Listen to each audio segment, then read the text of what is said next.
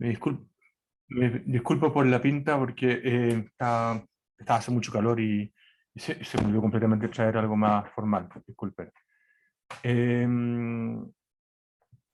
Antes de empezar, yo quería conversar el control. No sé si quería saber cuáles son sus impresiones y en especial si acaso hay alguna forma de injusticia sobre el contenido del control o algo que no correspondía.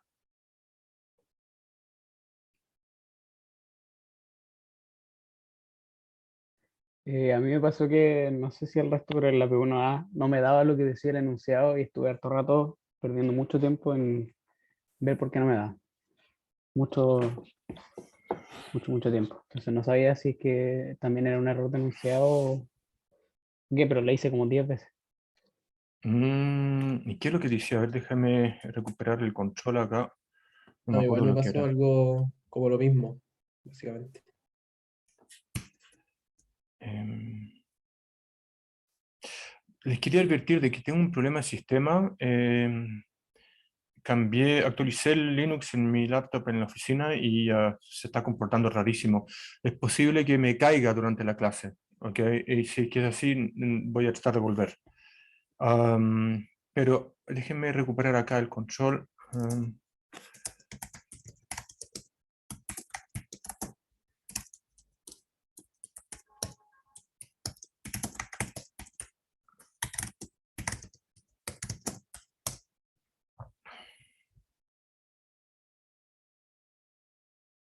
Ok. Em,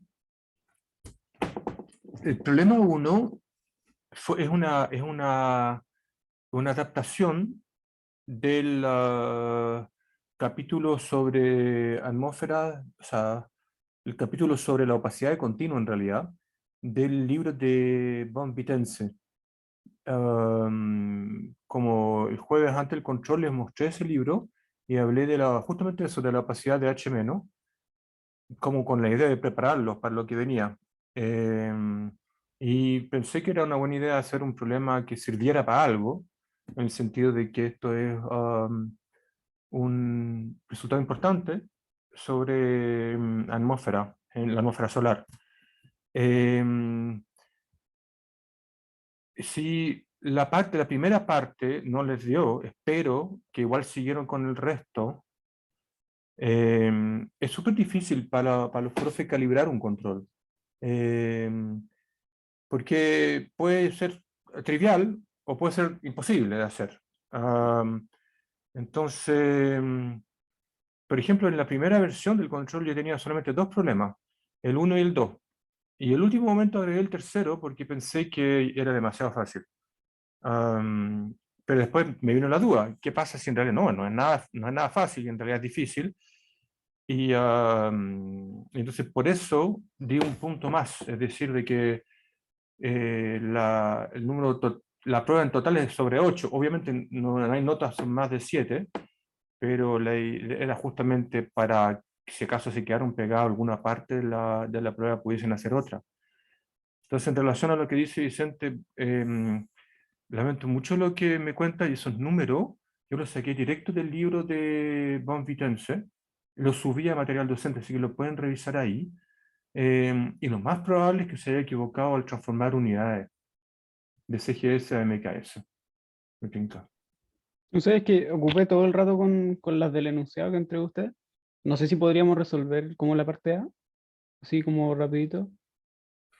Eh, es llegar y poner los números. Lo de la Sí. transformación de coordenadas lo hice en la clase pasada. Entonces, de memoria, esa presión era 0,1 newton por metros cuadrados. Habría que revisarlo, pero yo creo que es el único que no es llegar y ponerlo en la ecuación. Si quiere, puedo abrir el libro de... Déjenme ver acá. Em,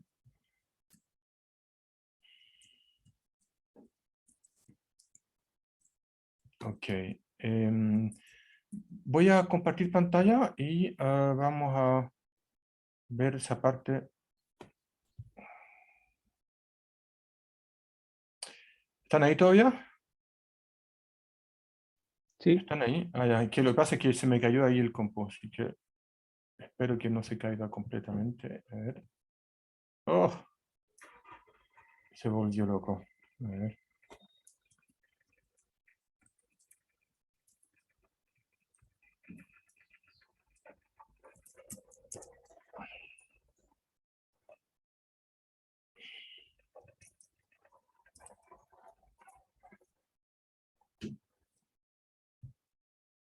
Mm, Esto va a estar difícil. Voy a dejar de compartir antes que se me congele completamente el computador. Dale un chance de recuperarse aquí. Oh, qué loco lo que pasó aquí. A ver.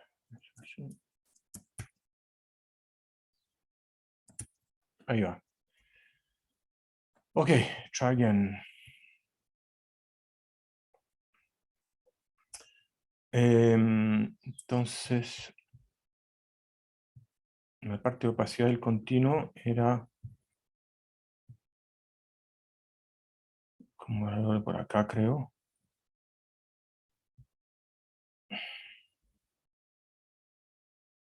Mm, Era la parte de transfer radiativo.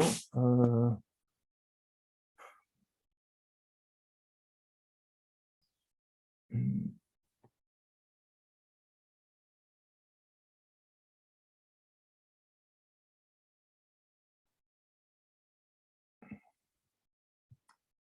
Esto es. Entonces,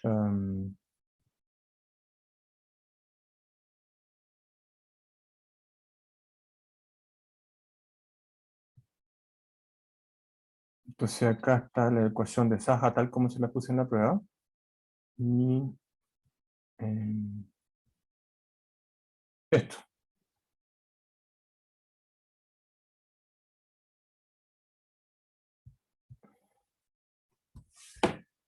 Eh,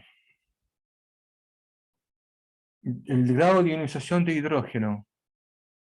Entonces acá está el valor de la temperatura y la presión. Entonces obtienen estos valores para el parámetro de temperatura y el log de la temperatura. Em, Dice entonces esto, que el resultado es 1 de cada 10.000 átomos de hidrógeno está ionizado. Em,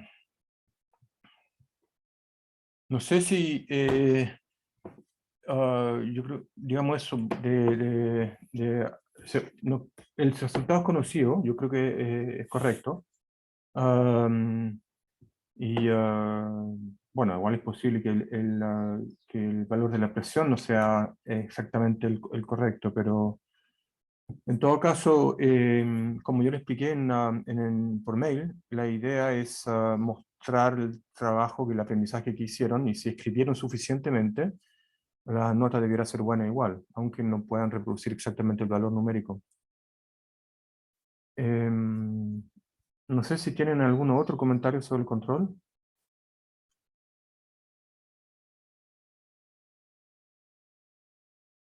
Em, lo de la pregunta 2, yo lo saqué bueno, de cuando hice contracción protoestelar y hablé de la escala de tiempo Kelvin-Helmholtz.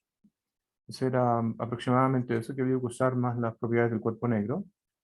Y la pregunta 3 era lo de aplicar el transfer radiativo a un, digamos, con la ecuación de transfer radiativo en el eslabón homogéneo, es decir, esto, cuando tengo eh, el observador, este es el eslabón, y acá tengo la fuente ópticamente gruesa. Entonces, Profe, no está compartiendo eso sí. No se ve nada. ok, vamos a compartir mejor. Esto.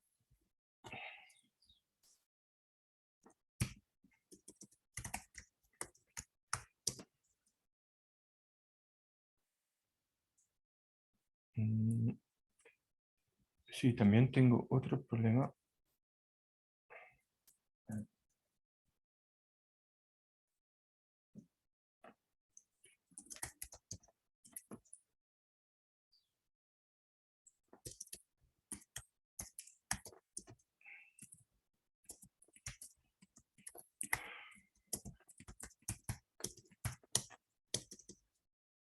Ah,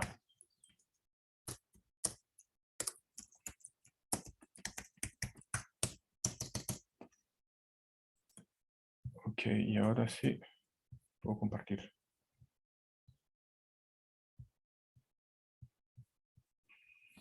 En todo caso, sí, Carla está corrigiendo y me dijo que efectivamente no le fue bien. Entonces, estoy un poco preocupado y mi intención es que igual le vaya bien el curso. Um, entonces, alguna solución vamos a encontrar si acaso las notas son muy catastróficas. Digamos, sobre todo si hay evidencia de trabajo de estudio y que aún así las notas están malas. Si es el caso, entonces, Profe, ¿sí? en el chat un compañero puso su experiencia con el control para que la lea. Em, Se me acaba de caer el computador de nuevo, así que no sé si lo voy a poder leer.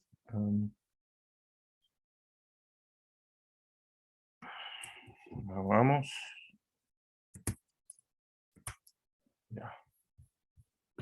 ¿Siguen viendo mi pantalla? ¿Sí? Ya. Sí, sí. En el chat. ¿Dónde puse el chat? Ah, chat. Mm, va. Ahí está. ¿En qué página del Bon Vivien se sale? Esto es la página 76.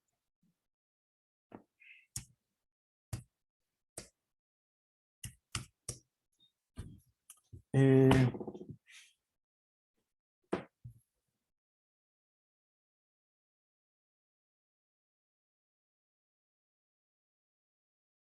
Martín Saavedra, ¿está por acá? Si quieres lo podemos conversar.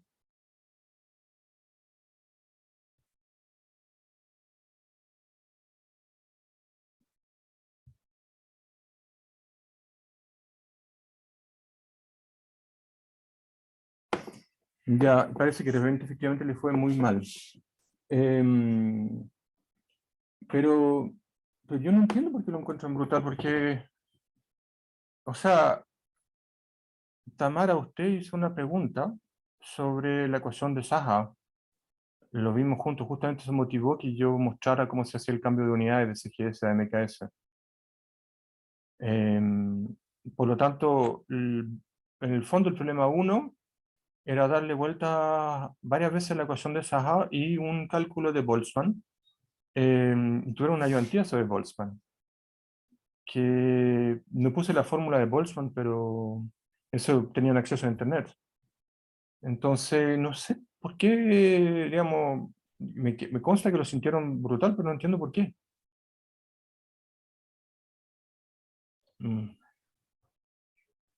Profe, más que Ah, nada, yo creo que las fórmulas todas las teníamos, sí. Era cosa de mirar, de tenerle blanca mano. Pero, por ejemplo, lo que quitaba harto rato era que hay como 15 constantes que meter. eh, y no sé, encuentro que era súper frustrante, por ejemplo, comerse una potencia de 10 y, o 2 o 10 y en el, no sé, pues meterlo en el matemático en una calculadora, eso da como para que los resultados no den, por ejemplo. Y, ¿y cómo se llama? Ah, y eso más que nada, onda, por ejemplo, para la ecuación de Saja habían como 7 constantes en un mismo paréntesis, y uno pierde harto rato en repetir como la misma constante varias veces, y pasa a llevar con errores de rastre y todo eso. Ok, entonces el problema es ese, ¿no?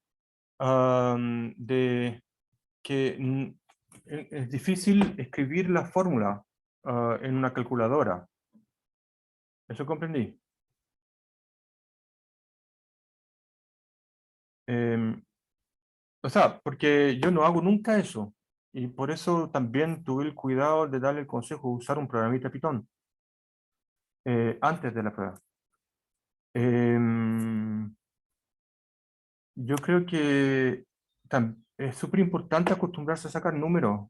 Ah, digamos, no todo puede ser así como tan académico o sea, hay que hacer aplicaciones numéricas.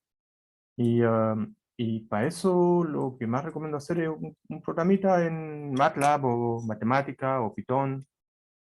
Y ahí no se debiera haber tantos problemas de las paréntesis y eso. Pero claramente es algo al cual no están acostumbrados, al parecer. ¿Tamara quería decir algo? No, no nada, pero sí, igual tuve problemas con el control, Mm, que mm, me quedé en blanco, prácticamente. No sé si es porque en la noche anterior había dormido poco, pero mm. eso. Bueno, tengo que ver qué es lo que salió. Al primera vista, efectivamente, esta prueba está bastante mala. Lo otro que me llamó la atención es que hay solamente 28 pruebas, entonces no hay 50 alumnos en el curso, sino que menos, y por lo tanto la asistencia estaba bastante mejor de lo que yo creía. Am, entonces, no sé, tengo que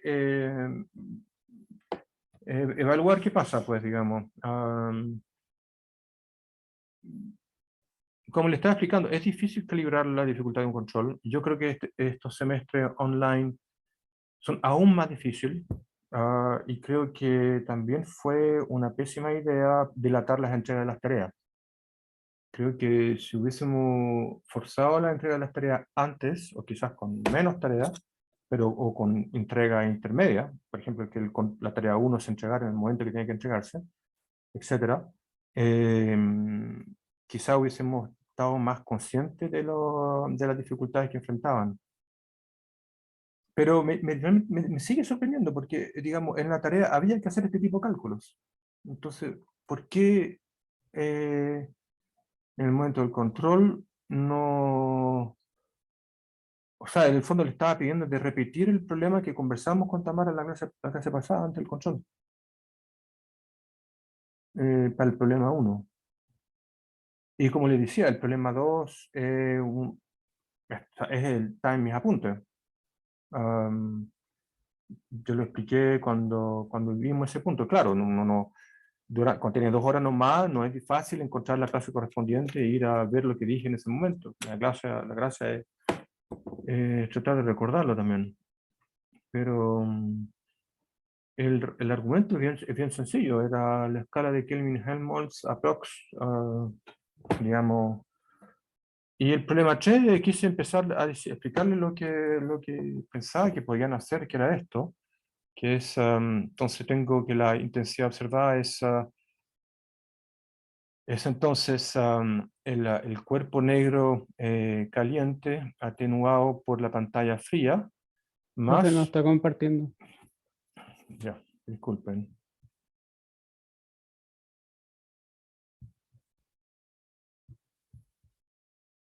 más entonces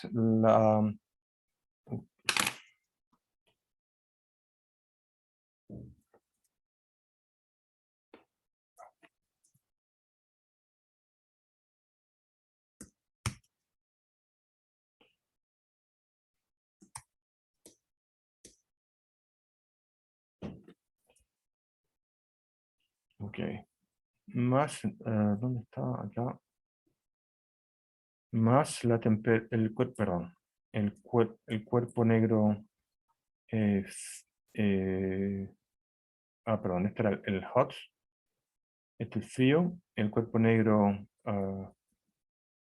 frío, por 1 menos e a la menos tau frío. Entonces, y este era, perdón, el cuerpo negro caliente atenuado, eso es.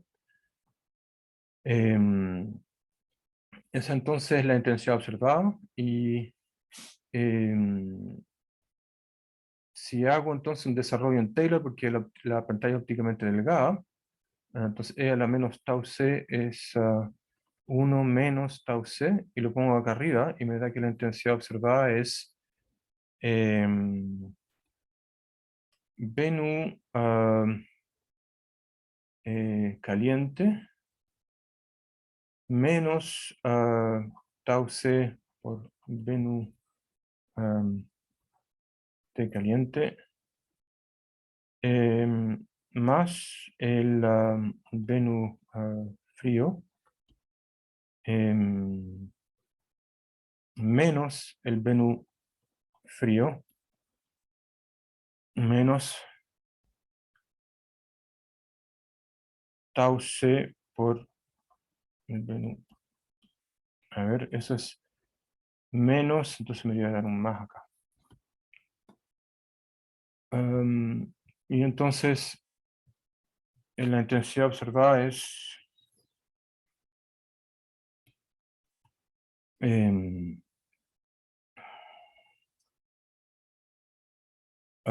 este se va con este. Entonces se observa el cuerpo negro caliente menos la opacidad factor de el cuerpo negro caliente menos el cuerpo negro frío. Y eso es siempre positivo si TH es mayor que TC. Esa es una línea de absorción. Y eso es lo que quería que hicieran, digamos.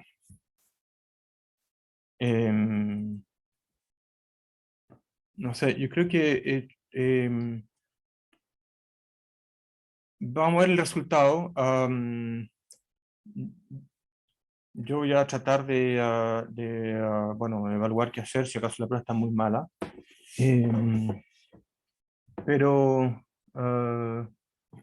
lamento que al menos a algunos claramente les pareció brutal y no sé por qué les pareció brutal, digamos, todavía no lo entiendo bien.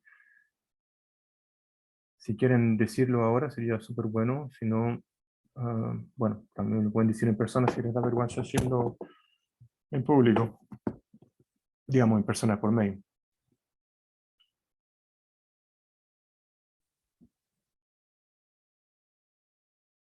¿Nos diga, Vicente? Perdone la insistencia con la pregunta, pero no me acuerdo qué presión se supone que dijo usted que deberíamos haber llegado De para la P1A. memoria, sí que, o sea, lo que pasa es que igual me gustaría avanzar a otros temas, pero lo vimos en la clase pasada.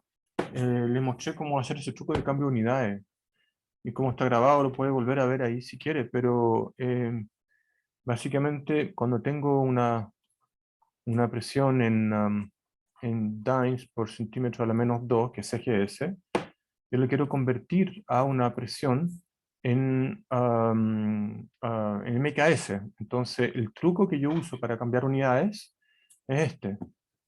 Porque justamente el cambio de unidad es fácil, digamos, es difícil y es fácil equivocarse. Entonces, las dinas son en CGS, es fuerza por esfuerzo en CGS, entonces sería gramos por centímetro por segundo a la menos 2 por centímetro a la menos 2. Esa sería la dimensión de la presión en CGS. No, sí, pero profe, es que me refería que quizá el problema está como en el logaritmo de la presión en dinas base 10 es igual a 1.5, porque literalmente solamente hay que elevar 10 a la 1.5 y da la presión en dinas por centímetro cuadrado, ¿cierto? Claro, ¿Ya? Y eso da como más o menos 31,6, y eso al pasarlo a newton por metro cuadrado da 3 newton por metro cuadrado, y usted creo que dijo algo así como un 0,1. pero no me Y acuerdo, puede ser ahí, que sea 3, es de memoria nomás. Habría que hacer la conversión ahora. Es PE es gramos, sería entonces 10 a la menos 3 kilos. Me corrigen por favor si me equivoco. Aquí me queda un centímetro a la menos 1. Entonces sería 10 a la... bueno, pongámoslo, esto es kilogramos. por 1 centímetro a la menos 1 y por segundo a la menos 2. Y el centímetro a la menos 1 son entonces 10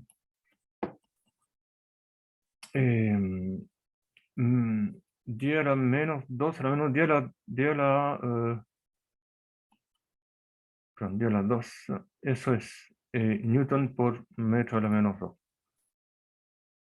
Y entonces, conjuntando términos, me queda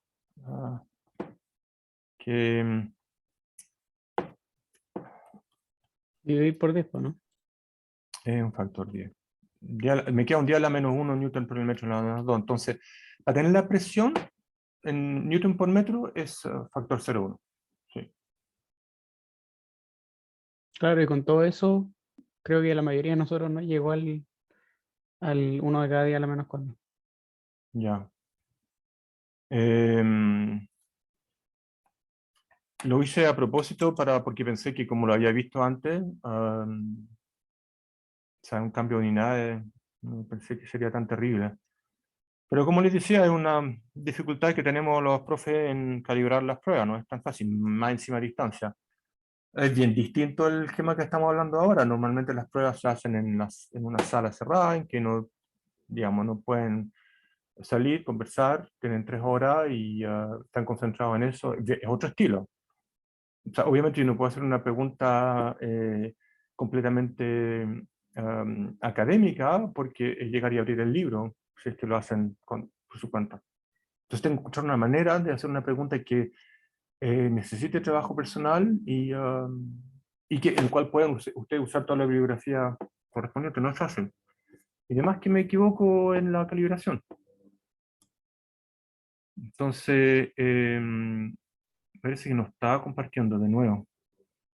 Pero esto es el cálculo en cuestión. Sí, es 0,1 al final. Ah,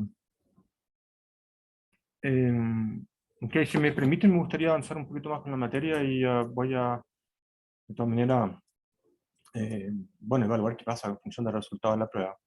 Ah, solo antes de partir, aclarar de que un resultado malo en una prueba es malo para, claro, para las notas del curso, pero también muestra que hay un problema en el curso, porque no está funcionando. Entonces tampoco es bueno para mí. Am, Hay que hacer algo al respecto. Si es necesario hacer un salvataje, lo vamos a hacer. Am, Alguna cosa inventaremos. Por ejemplo, las mini presentaciones que estaba pensando hacer a partir del próximo capítulo, que anuncié al principio del semestre, va a ser una nota de participación que mejora la nota final.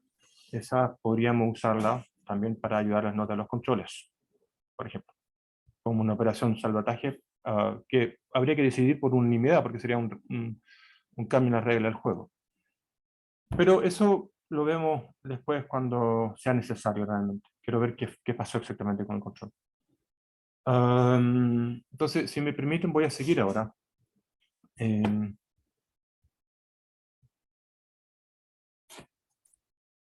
Entonces sí, terminamos de ver atmósfera. Y ahora quiero pasar a coronas y vientos solares. Sacar el continuo de acá. Bien, entonces quería hablar entonces de la corona solar. ¿Por qué no los veo? Se me perdió el curso acá. A ver.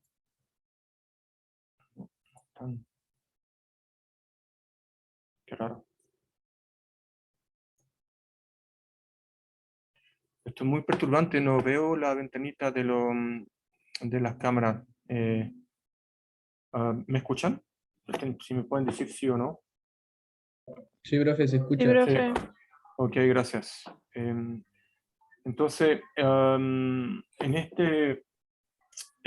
esta sección lo que les quiero contar es sobre la corona solar y partiendo en el fondo de qué es lo que hay más arriba de la fotosfera. Porque nosotros describimos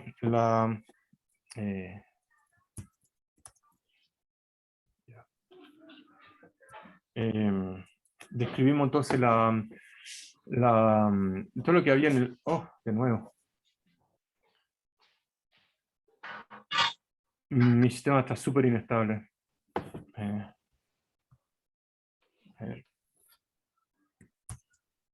Pésima idea hacer un upgrade de Linux. Uf, se cae todo el rato. Ahí va. ¿Están viendo la pantalla? Sí, profe. Sí, profe. Ya, gracias. Entonces, desde la fotósfera para arriba, existen un montón de fenómenos que no comprendemos bien, que siguen siendo temas de investigación. Y el primero que les quería contar es el de las manchas solares. Entonces, en las manchas solares son estas manchitas negras que se conocen hace mucho tiempo en el Sol.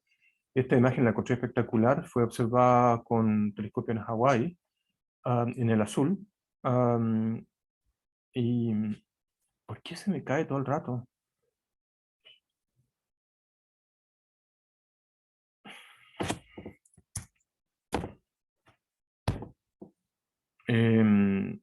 Entonces, aquí se observa la estructura que tiene una mancha solar, y en general corresponden a regiones de temperatura más fría que en la fotósfera, entonces como 1000 Kelvin más frío y por eso se ven oscuras. ¿Okay? Y también se sabe que están relacionadas con la dínamo solar, es decir, de que son regiones donde hay unos campos magnéticos mucho más fuertes que en el resto de la fotósfera solar. Y lo otro curioso es que aparecen de a pares. Es decir, de que cuando hay una mancha solar en el hemisferio norte del Sol, hay una simétrica en el hemisferio sur, en general. No, no siempre, siempre. Igual tiene algo de una componente aleatoria. Y estas manchas solares...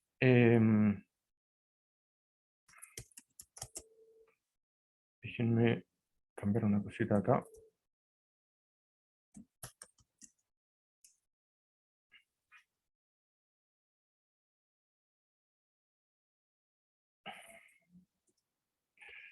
Entonces, estas manchas solares se distribuyen en latitud. Y en este gráfico vemos justamente la distribución en latitud de las manchas. Es decir, de que en el eje X tenemos un año, y para cada año se promedia, por ejemplo, si uno tira una línea vertical acá, tengo lo que está graficado en colores es el número de manchas solares para cada latitud solar. Entonces,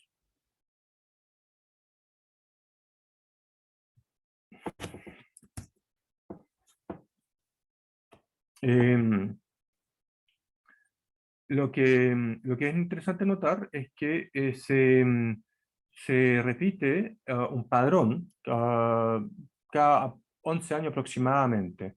Este intervalo entre, o sea, lo primero interesante notar es que son simétricas en torno al ecuador solar. Si tengo un montón de manchas solares a 20 grados de latitud norte, va a haber uno similar a 20 grados de latitud sur. Y bueno, tienen este patrón de evolución, es decir, de que van bajando hacia el ecuador a medida que va avanzando el ciclo solar.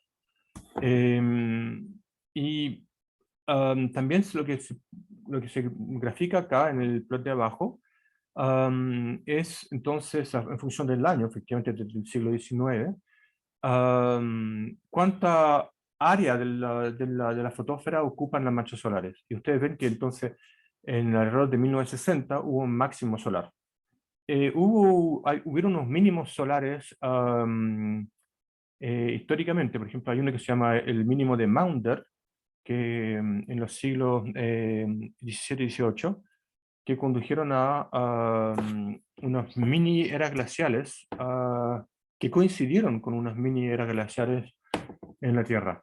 Es decir, que el invierno era mucho más rudo en los 1600 y 1700 que hoy día. Entonces hay bastante variación en este ciclo solar, pero este ciclo solar se entiende como un ciclo en realidad de 22 años, que se repite cada 22 años, como un ciclo en la dínamo solar, un ciclo de inversión de polaridad en la dínamo solar. Eso entiendo, no soy experto, que genera entonces estas manchas solares en la superficie. Se entiende poco sobre este fenómeno y es un tema de investigación. El asunto es que en la vecindad de estas manchas solares, por ejemplo acá, en la que tenemos aquí, aquí hay un par de manchas solares. En la vecindad de las manchas solares existen entonces estas regiones de campo magnético muy intenso que canaliza el plasma solar en este arco gigante que se observa en esta imagen. Entonces, esta es la curvatura del disco solar. Y ven ustedes que estos arcos magnéticos son gigantes, son súper transientes, es decir, que pueden durar días nomás. Estos se forman y crecen muy rápido. Y cuando se cruzan las líneas de campo magnético en estos arcos, cuando se llegan a torcer y a cruzar, liberan un montón de energía y eyectan material del plasma solar en lo que llamamos la corona. Entonces, esta prominencia solar que vemos acá, en el fondo es la continuación de este fenómeno. Se va creciendo una vez que se rompe esa línea de campo magnético, se lanzan, es como una especie de manguera suelta, como que una manguera con bajo alta presión, imagínense que la cortan en la mitad y salen disparados los chorros de agua, si es que tiene alta presión la manguera, y salen como volando en cualquier dirección.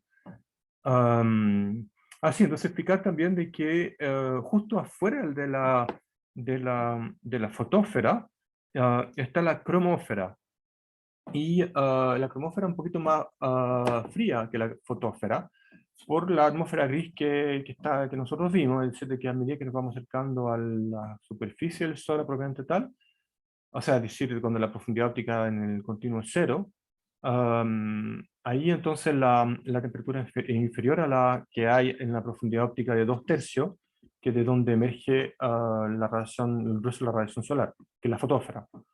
Entonces, esta cromósfera, que es más fría, es convectiva. Y la estructura, así como en celda granulos que vemos acá, justamente se debe a esos movimientos convectivos que hay en la cromósfera. Es un lugar con fenómenos muy complicados. Y estas estructuras que vemos aquí son debidas a los campos magnéticos muy intensos que emergen de la vecindad de la mancha solar. Entonces aquí está de nuevo las manchas solares y esos campos magnéticos intensos que emergen de la vecindad. Sí, diga, Tamara.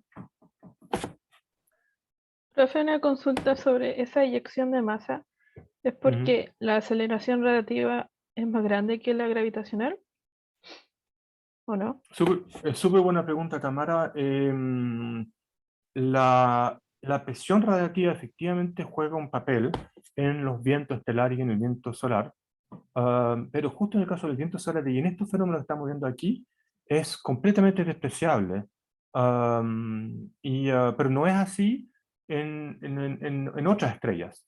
En las supergigantes azules o las estrellas Wolf-Rayet, las cuales quiero hablar en la próxima clase, en ese tipo de estrella la presión de radiación es la más importante y es lo que acelera el material lejos de la estrella. En el caso de la estrella como el Sol, la verdad es que no entendemos este mecanismo, es un fenómeno complejo de magnetohidrodinámica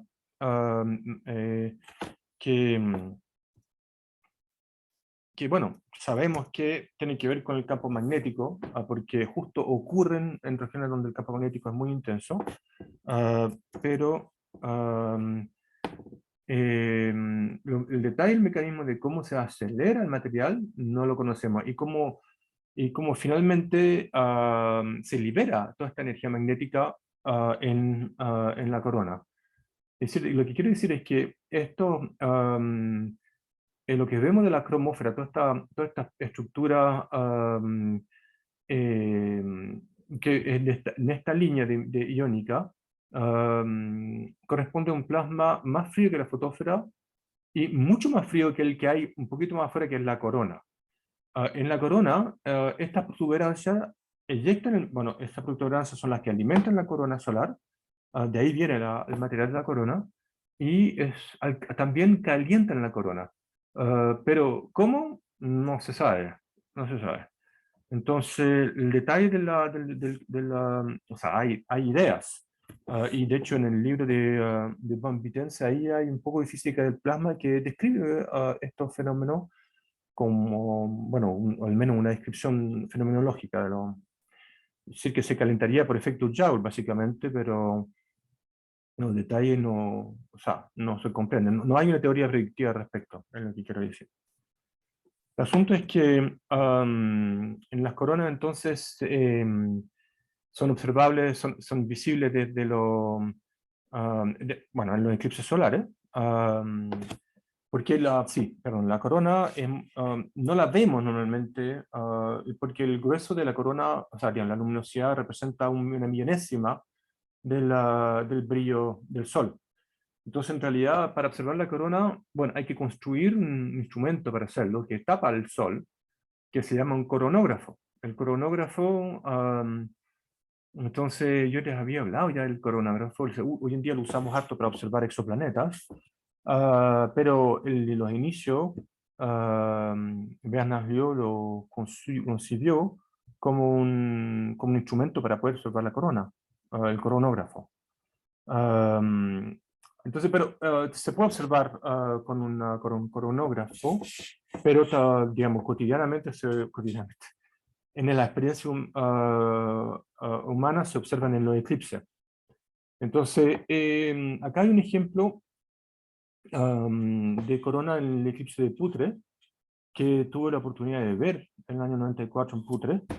Y bueno, yo he visto 6 eclipses, y este fue el más espectacular de todo el eclipse que he visto, porque tenía una corona gigante. Es decir, de que no sé si alguno de ustedes ha tenido la oportunidad de ver el eclipse de 2019 o del 2020, pero en el fondo, una vez que ocurre la totalidad, hay una... Ups, esto está cada vez peor.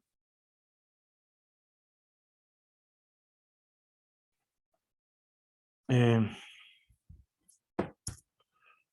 Parece que no debo tocar el mouse. Una vez que ocurre la totalidad, ups, ni siquiera, ni siquiera así.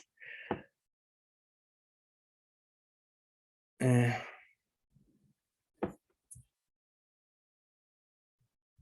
a ver.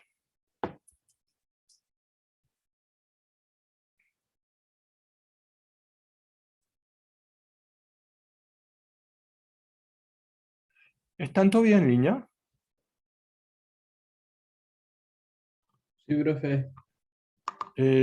¿Saben qué? Acá, esto de acá no está funcionando, pero para nada. Se me perdió la ventana Zoom y todo eso. Claramente fue una pésima idea cambiar el sistema. Entonces, de hecho, ni siquiera puedo grabar la clase. A ver. Ahí está. Lo encontré.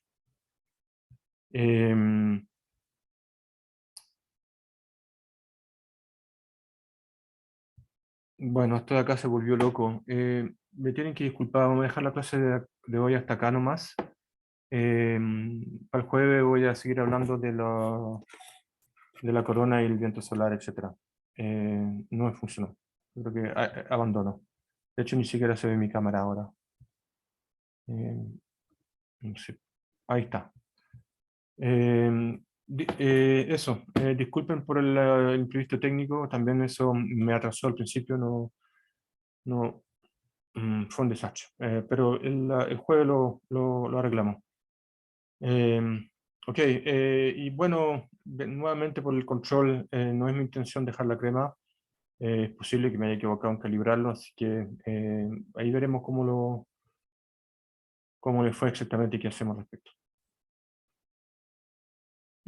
Con eso dejamos la clase hasta acá nomás, y esperando que lo pueda lograr grabar. Ahí está. Chau.